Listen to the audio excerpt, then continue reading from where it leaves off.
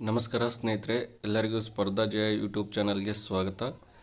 ಸ್ನೇಹಿತರೆ, ಈ ಒಂದು ವಿಡಿಯೋದಲ್ಲಿ ಬೆಂಗಳೂರು ವಿಭಾಗದಲ್ಲಿ ಖಾಲಿ ಇರುವಂತಹ ಪ್ರೌಢಶಾಲಾ ಶಿಕ್ಷಕರ ನೇಮಕಾತಿಯ ಸಂಬಂಧಿಸಿದಂತೆ ಪ್ರಮುಖ ಹುದ್ದೆಗಳ ಒಂದು ಮಾಹಿತಿಯನ್ನು ತಿಳಿಸಲಾಗುವುದು. ಈ ವಿಡಿಯೋ ನಿಮಗೆ ಇಷ್ಟ ಆಗಿದ್ದರೆ ನಮ್ಮ ಯೂಟ್ಯೂಬ್ ಚಾನಲ್ ಆದಂಥ ಸ್ಪರ್ಧಾ ಜಯ ಯೂಟ್ಯೂಬ್ ಚಾನಲ್ಗೆ ಎಲ್ಲರೂ ಸಬ್ಸ್ಕ್ರೈಬ್ ಮಾಡಿ, ಪಕ್ಕದಲ್ಲಿರುವಂಥ ಬೆಲ್ ಐಕನ್ ಪ್ರೆಸ್ ಮಾಡಿ, ಹಾಗೆ ನಿಮ್ಮ ಎಲ್ಲ ಸ್ನೇಹಿತರಿಗೆ ವಿಡಿಯೋದ ಲಿಂಕ್ ಶೇರ್ ಮಾಡಿ. ಇದು ಪ್ರೌಢ ಶಿಕ್ಷಕರ ನೇಮಕಾತಿ. ಇಲ್ಲಿ ಬೆಂಗಳೂರು ವಿಭಾಗದಲ್ಲಿ ಖಾಲಿ ಇರುವಂತಹ ಹುದ್ದೆಗಳ ಒಂದು ಮಾಹಿತಿ ನೋಡೋದಾದರೆ, ಇಲ್ಲಿ ಆನ್ಲೈನ್ ಅರ್ಜಿ ಸಲ್ಲಿಸಲು 18/8/2026, ಹಾಗೆ ಅರ್ಜಿ ಸಲ್ಲಿಸಲು ಕೊನೆ ದಿನಾಂಕ 7/9/2026 ಕೊನೆ ದಿನಾಂಕವಾಗಿರುತ್ತದೆ. ಇಲ್ಲಿ ಯಾವ್ಯಾವ ವಿಷಯಗಳಿದಾವಪ್ಪ ಅಂದರೆ ಕನ್ನಡ, ಇಂಗ್ಲೀಷ್, ಕಲಾ ಮತ್ತು ಜೀವವಿಜ್ಞಾನ, ಈ 4 ವಿಷಯಗಳಿಗೆ ಈಗ ನೋಟಿಫಿಕೇಷನ್ ಆಗಿರೋದು. ಇದರಲ್ಲಿ ಪ್ರಮುಖವಾದಂಥ ಹುದ್ದೆಗಳು ನೋಡೋದಾದರೆ, ಇಲ್ಲಿ ಆಯ್ಕೆಗಾಗಿ ಪ್ರಕಟಿಸಿರುವಂತಹ ಮೂಲ ವೃಂದದ 92% ಹುದ್ದೆಗಳು ಅಂದರೆ ನಾನ್ ಕಲ್ಯಾಣ ಕರ್ನಾಟಕದ ಅಭ್ಯರ್ಥಿಗಳಿಗಿರುವಂಥ ಹುದ್ದೆಗಳಿದು. ಇದರಲ್ಲಿ 8% ಕಲ್ಯಾಣ ಕರ್ನಾಟಕದ ಅಭ್ಯರ್ಥಿಗಳಿಗಿರುತ್ತೆ. ಇಲ್ಲಿ ನಾನ್ ಕಲ್ಯಾಣ ಕರ್ನಾಟಕದ ಅಭ್ಯರ್ಥಿಗಳಿಗೆ ಒಟ್ಟಾರೆಯಾಗಿ 817 ಪೋಸ್ಟ್ ಇದ್ದಾವೆ. ಅದರಲ್ಲಿ ಪ್ರೌಢಶಾಲಾ ವಿಭಾಗದಲ್ಲಿ ವಿಷಯ ನೋಡೋದಾದರೆ, ಇಲ್ಲಿ ಕನ್ನಡ ಭಾಷೆಗೆ 199 ಪೋಸ್ಟ್ ಖಾಲಿ ಇದ್ದಾವೆ. ನಂತರ ಆಂಗ್ಲ ಭಾಷೆಯ ಶಿಕ್ಷಕರಿಗೆ 201 ಪೋಸ್ಟ್ ಇದೆ. ಕಲಾ ಶಿಕ್ಷಕರು ಕನ್ನಡ ಮಾಧ್ಯಮ ಅಂದರೆ ಸಮಾಜ ವಿಜ್ಞಾನ ಶಿಕ್ಷಕರು 90 ಪೋಸ್ಟ್ ಇದ್ದಾವೆ. ಅದೇ ರೀತಿಯಾಗಿ ಕಲಾ ಶಿಕ್ಷಕರು ಆಂಗ್ಲ ಮಾಧ್ಯಮ ಇಲ್ಲಿ 142 ಪೋಸ್ಟ್ಗಳಿದ್ದಾವೆ. ಇಂಗ್ಲೀಷ್ ಮೀಡಿಯಂನಲ್ಲಿ ಜಾಸ್ತಿ ಪೋಸ್ಟ್ ಇದೆ ಸೋಷಲ್ ಸೈನ್ಸ್ಗೆ. ನಂತರ ಜೀವ ವಿಜ್ಞಾನ ಶಿಕ್ಷಕರು ಕನ್ನಡ ಮಾಧ್ಯಮದಲ್ಲಿ 64 ಪೋಸ್ಟ್ ಇದೆ. ಅದೇ ರೀತಿಯಾಗಿ ಜೀವ ವಿಜ್ಞಾನ ಶಿಕ್ಷಕರು ಆಂಗ್ಲ ಮಾಧ್ಯಮ 76 ಇದೆ.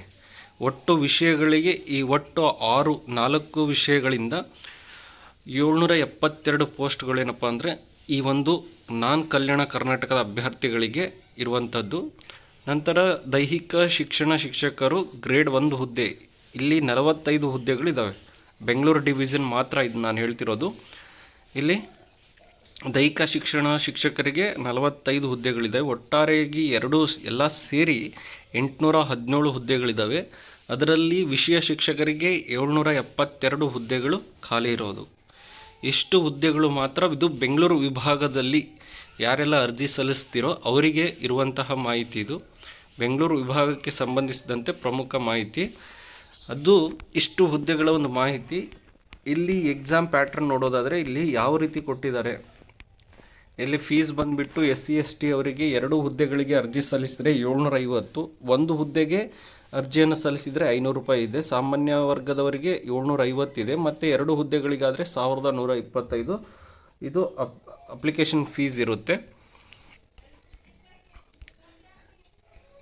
ಇಲ್ಲಿ ವಯೋಮಿತಿ ನೋಡೋದಾದರೆ 40 ವರ್ಷ ಸಾಮಾನ್ಯ ಅಭ್ಯರ್ಥಿಗಳಿಗೆ 40 ವರ್ಷದ ವಯೋಮಿತಿ ಇದೆ. ಮತ್ತು ಪ್ರವರ್ಗಗಳಿಗೆ 43, SC/ST ಮತ್ತು ಅಂಗವಿಕಲರಿಗೆ 45 ವರ್ಷಗಳ ಒಂದು ವಯೋಮಿತಿಯನ್ನು ಸಡಿಲಿಕೆ ಮಾಡಿ ಕೊಟ್ಟಿದ್ದಾರೆ.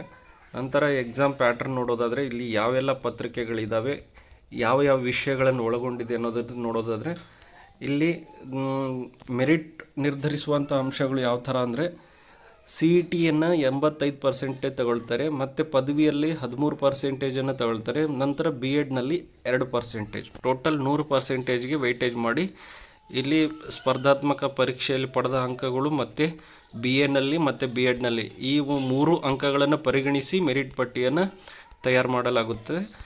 ನಂತರ ಮುಂದಿನದಾಗಿ ಇಲ್ಲಿ ವಿಷಯ ಶಿಕ್ಷಕರಿಗೆ ಯಾವ ರೀತಿಯ ಒಂದು ಪ್ರಶ್ನೆ ಪತ್ರಿಕೆ ಇರುತ್ತೆ ನೋಡಿ. ಎಕ್ಸಾಮ್ ಡೇಟನ್ನು ಆಲ್ರೆಡಿ ಅನೌನ್ಸ್ ಮಾಡಿದ್ದಾರೆ. 12/10/2026 10 ರಿಂದ 12 ಗಂಟೆ ತನಕ ಒಂದು ಸಾಮಾನ್ಯ ಪತ್ರಿಕೆ ಇರುತ್ತೆ. ನಂತರ 2:30 ರಿಂದ 4:30 ದೈಹಿಕ ಶಿಕ್ಷಣದ ಪತ್ರಿಕೆ ಇರುತ್ತೆ. ನಂತರ 13ನೇ ತಾರೀಕು 10 ರಿಂದ 12 2ನೇ ಪತ್ರಿಕೆ ಇರುತ್ತೆ CBZ ಮತ್ತು ಆರ್ಟ್ಸ್ನವರಿಗೆ. ಅದೇ ದಿನ ಮಧ್ಯಾಹ್ನ ಏನಪ್ಪ ಅಂದರೆ ಕನ್ನಡ ಮೀಡಿಯಂ ಮತ್ತು ಇಂಗ್ಲೀಷ್ನವರಿಗೆ ಸೆಕೆಂಡ್ ಪತ್ರಿಕೆ ಇರುತ್ತೆ. ಇಲ್ಲಿ ವಿಷಯವಾರು ನಿಗದಿಪಡಿಸಿದ ಅಂಕಗಳು ಅಂದರೆ ಮೊದಲನೇ ಪತ್ರಿಕೆಯಲ್ಲಿ ಯಾವ್ಯಾವ ವಿಷಯಗಳಿಗೆ ಎಷ್ಟೆಷ್ಟು ಅಂಕಗಳು ಇರೋದನ್ನು ನೋಡಿದ್ರೆ, ಸಾಮಾನ್ಯ ಜ್ಞಾನ ಮತ್ತು ಪ್ರಚಲಿತ ವಿದ್ಯಮಾನಕ್ಕೆ 20 ಅಂಕಗಳಿರುತ್ತೆ. ಸಾಮಾನ್ಯ ಕನ್ನಡ 10 ಅಂಕಗಳು, ಸಾಮಾನ್ಯ ಇಂಗ್ಲೀಷ್ 10 ಅಂಕಗಳಿದ್ದಾವೆ. ಶೈಕ್ಷಣಿಕ ಮನೋವಿಜ್ಞಾನಕ್ಕೆ 15 ಅಂಕಗಳು, ಮಾನಸಿಕ ಸಾಮರ್ಥ್ಯಕ್ಕೆ 15 ಅಂಕಗಳು, ಗಣಕಯಂತ್ರ ಸಾಕ್ಷರತೆ ಇದಕ್ಕೆ 15, ಮೌಲ್ಯ ಶಿಕ್ಷಣ ಮತ್ತು ಆರೋಗ್ಯ ಶಿಕ್ಷಣಕ್ಕೆ ಒಟ್ಟಾರೆಯಾಗಿ 15.